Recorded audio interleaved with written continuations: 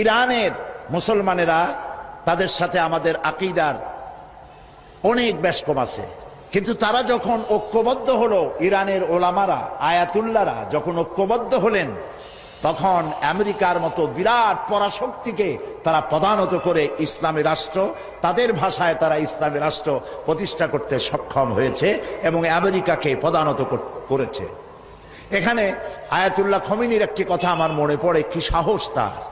ইমান আকীদা যাই থাকুক, আকীদার প্রশ্নে আমরা আপোষ করব না, কিন্তু এই কথাটা তো বলতেই পারি।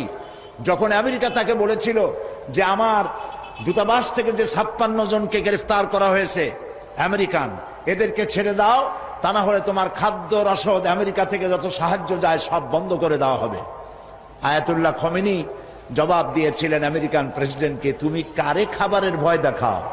যেই জাতির বছরে 1 মাস না খাইয়া থাকা ফরজ, সেই জাতি তোমার খাবারের অপেক্ষা করবে? তোমার মতো কাফেরদের খাবারের কোনো পরোয়া আমরা করি না।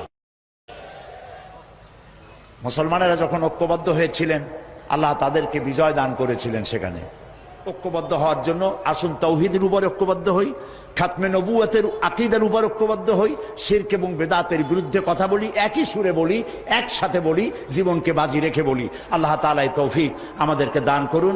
হাদা মা ইনদি ওয়াল ইলমু ইনদাল্লাহ আলাইহি তাওয়াক্কালতু ইলাইহি উনীব। ওয়াসসালামু আলাইকুম ওয়া রাহমাতুল্লাহি তাআলা ওয়া বারাকাতুহু।